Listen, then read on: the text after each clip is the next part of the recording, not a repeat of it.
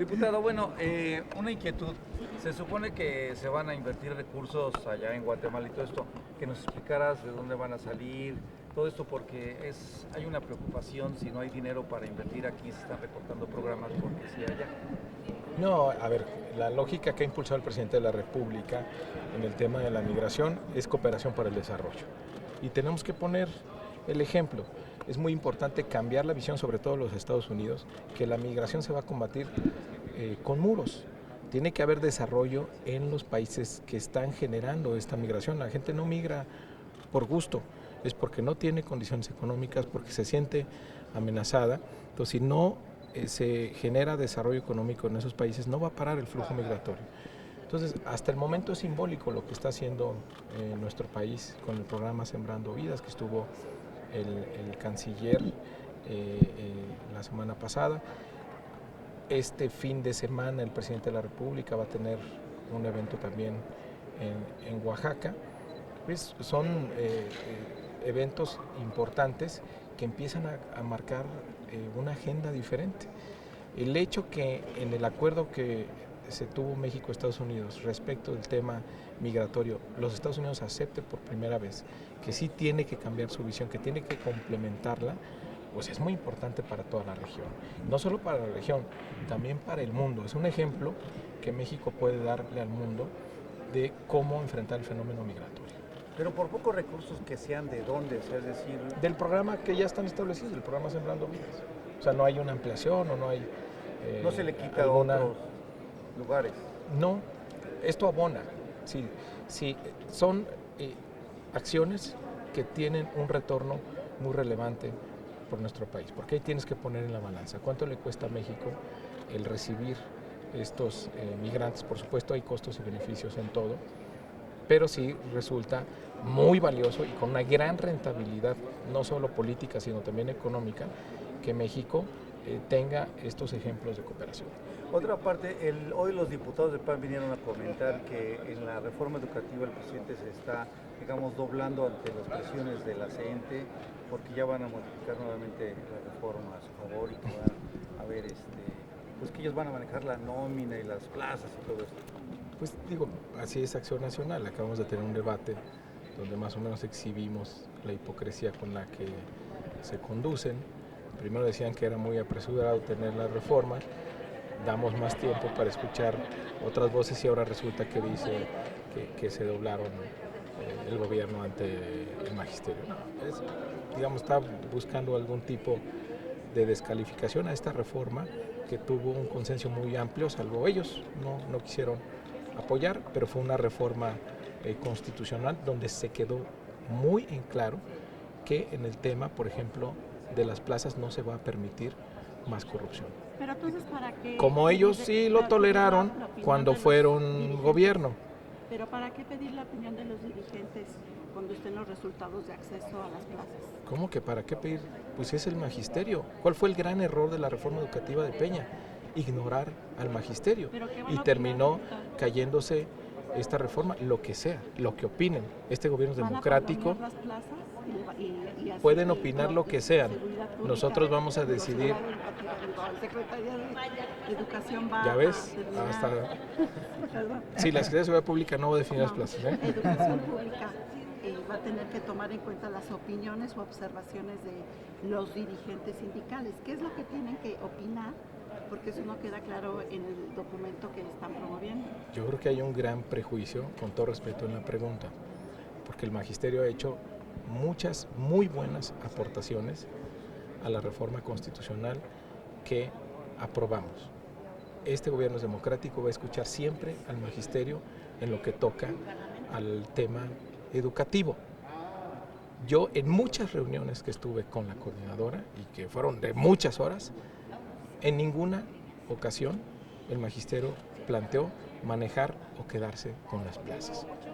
Y además, insisto, el marco constitucional aprobado no da ningún margen para que haya un retroceso en este sentido. Entonces, falso lo que maneja Acción Nacional. Pero eso viene en el documento trabajado con la SEP, que los resultados se toman a consideración de los dirigentes sindicales. ¿Qué es lo que tienen que observar? No sé, la línea que es muy clara en el tema de las plazas, en las reformas, en las leyes secundarias, perdón, es que no se va a abrir ningún espacio para la corrupción. Como sí lo permitieron, por ejemplo, Acción Nacional, que cuando fuera un gobierno, pues incluso se disparó esa corrupción en el manejo de plazas en complicidad absoluta con el sindicato. Eso no vamos a regresar a los tiempos del PAN en el tema de venta de plazas. ¿Cómo se va a evitar esto de que se den las plazas? O sea, ¿cómo se van a asignar las plazas? Con la ley. ¿Se va a respetar lo que dice la Constitución? El artículo 3 de la Constitución, si no me equivoco, en la fracción 8ª, deja muy claro cómo debe ser la asignación de plazas, que tiene que ver con la antigüedad, tiene que ver con la preparación de los maestros y otro factor que no recuerdo, pero va a haber, digamos, transparencia y en la asignación de plazas. ¿Se va a aplicar un examen? ¿Se va a haber una evaluación? Lo vamos a determinar en la ley, ya hay los borradores por ahí circulando. Lo que sí está claro es que no se va a permitir ningún mecanismo de corrupción en la designación de plazas. Diputado, dos preguntas. ¿Cuándo va a ser sometido a cirugía el diputado Muñoz Ledo, si ya está siendo operado hoy mismo? No, eso no queda muy claro, la salud del diputado.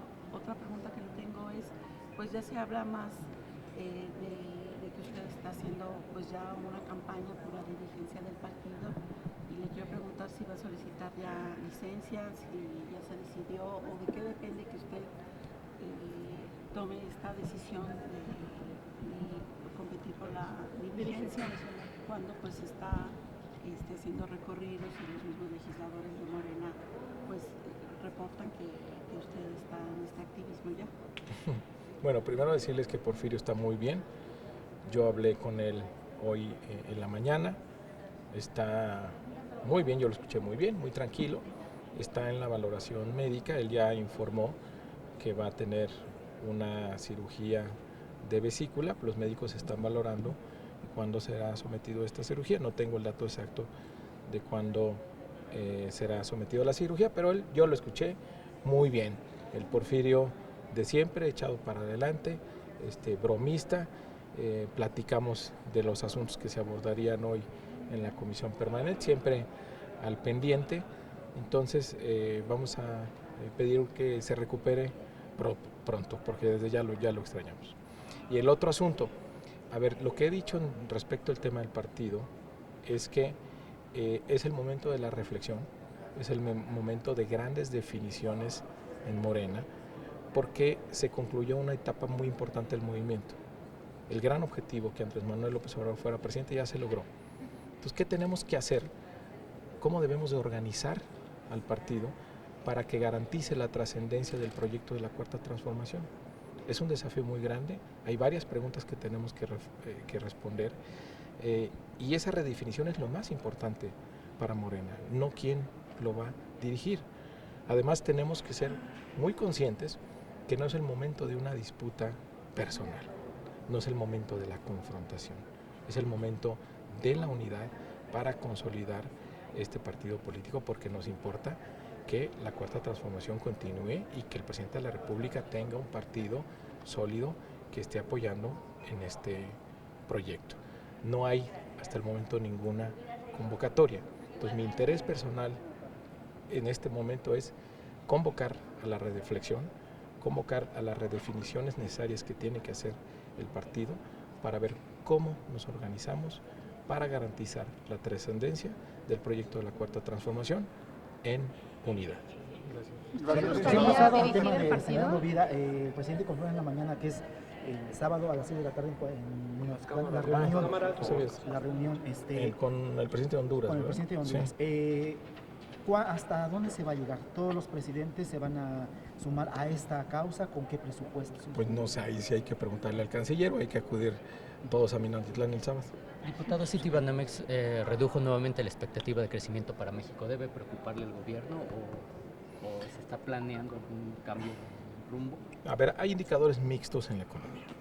Tenemos una inflación que está cumpliéndose la meta, tenemos un aumento de la inversión extranjera directa, un aumento de las reservas internacionales, el tipo de cambio se ha comportado de muy buena manera, hay finanzas públicas sanas y hay una reasignación del gasto público muy importante hacia dos rubros fundamentales. Uno, los programas sociales y segundo, los proyectos de inversión.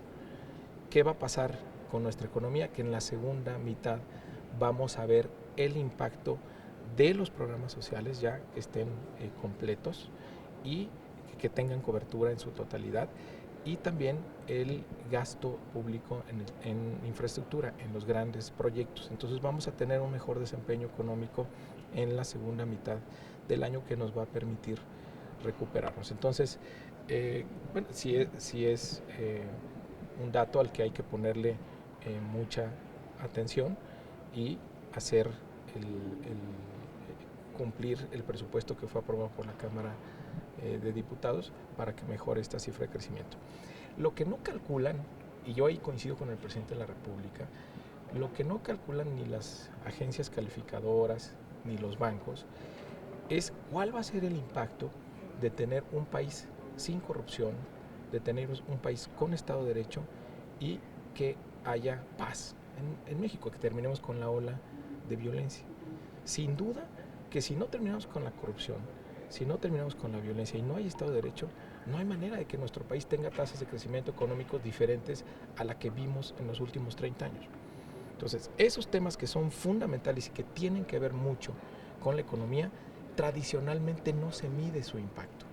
Entonces, sí tenemos que pensar la forma en cómo estamos midiendo para poder hacer una estimación de cuál va a ser el impacto económico de erradicar la corrupción, de tener un Estado de Derecho y de terminar con la violencia. Pero lo que no se calcula tampoco es que la gente no va a tener dinero en la bolsa, diputado. Chihuahua, ¿quién dijo eso? Al contrario, se trata, fíjense, por primera vez este gobierno está asumiendo su corresponsabilidad en generar condiciones para tener mayor crecimiento económico. En los últimos 36 años tuvimos gobierno que parecía que su único objetivo, su única meta era mantener finanzas públicas sanas. Entonces teníamos finanzas públicas sanas y una economía muerta. Ahora, este gobierno está comprometido con generar las condiciones y erradicar aquellos factores que están impidiendo que tengamos crecimiento económico. Cero recesión, en su opinión.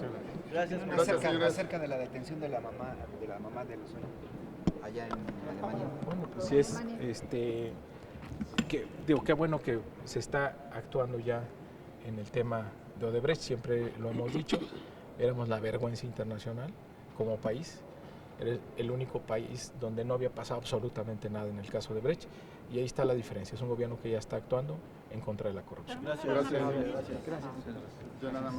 les falta Peña?